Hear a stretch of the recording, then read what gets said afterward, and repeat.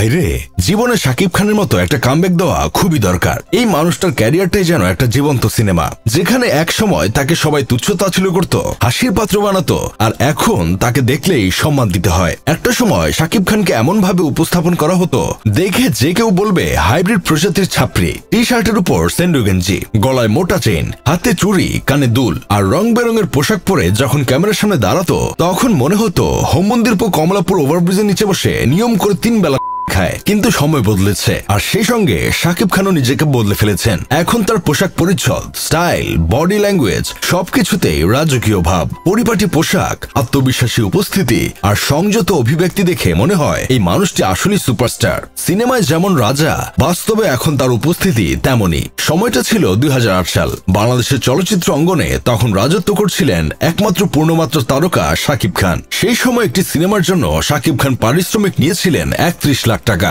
কাজের সময় ছিল মাত্র 22 দিন। হিসেব করে দেখা যায় প্রতিদিন তার আয় দাঁড়াতো প্রায় 1,41,000 টাকা, অর্থাৎ ঘন্টায় প্রায় 5,900 টাকা, মিনিটে 100 টাকা, আর প্রতি সেকেন্ডে প্রায় 1.5 টাকা, যা সেই সময়ের বাংলাদেশের চলচ্চিত্র ইতিহাসে ছিল এক বিরল রেকর্ড। এখন 2025 সাল। রাজধানীর বনানীতে একটি আন্তর্জাতিক অ্যাক্সেসরিজ ব্র্যান্ডের নতুন শোরুম উদ্বোধনে প্রধান অতিথি হিসেবে উপস্থিত ছিলেন শাকিব। অল্প সময়ের জন্য হলেও তার উপস্থিতি মুহূর্তে সামাজিক মাধ্যমে ভাইরাল হয়ে যায়। জানা গেছে এই আয়োজনে 20 মিনিট উপস্থিতির জন্য শাকিব খান 35 লাখ টাকা পারিশ্রমিক নিয়েছেন। এই অঙ্ক থেকে জানা গেল শাকিব খানের প্রতি মিনিটের দাম 2.25 লাখ টাকা। চিন্তা করেছেন ভাই অবস্থাটা?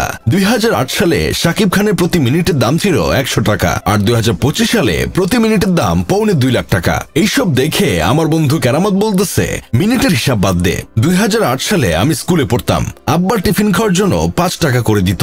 এখন 2025 সালে আব্বা 1 টাকাও দেয় না। বেকার ছেলেকে লাথি মেরে বাসা থেকে বের না করে 3 বেলা যে খাওয়ায়, এটাই তো অনেক। আবার টাকা কিসের? কয়েক বছর আগেও শাকিব খানকে মানুষ সাবান ছাড়াই ধুয়ে দিত। ফিটনেসবিহীন ভুঁড়িওয়ালা তার ছবিগুলো নিয়ে প্রতিদিন ফেসবুকে হাজারটা মিম বানানো হতো। প্রতিটি ছবিতে হাহারি একটা স্রোত বয়ে যেত।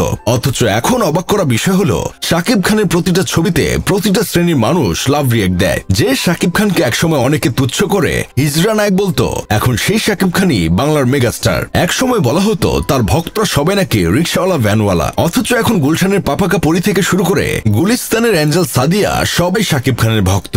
ঈদ এলেই এখন দর্শকদের আলাদা উত্তেজনা থাকে শাকিব খানের সিনেমা নিয়ে, সিনেমায় তার লুক নিয়ে। আগে দেখা যেত কোনো টিভি শোতে যদি কোনো নায়িকা বা মডেলকে প্রশ্ন করা হতো শাকিব খানের সঙ্গে কাজের প্রস্তাব পেলে করবেন কিনা, তখন তারা হাসতে হাসতে বলতো না, কখনোই না, কারণ শাকিব খানের সঙ্গে সিনেমা করলে নাকি নায়িকারা সবাই প্রেগনেন্ট হয়ে যায়। এখন সেই সকল মডেল অভিনেত্রীরাই শাকিব খানের সঙ্গে সিনেমা করার জন্য পাগল। বিভিন্ন টিভি শোতে তারা এখন অভিযোগ করে শাকিব খান কেন বিদেশি নায়িকাদের সাথে মুভি করে, দেশে কি নায়িকার অভাব পড়েছে?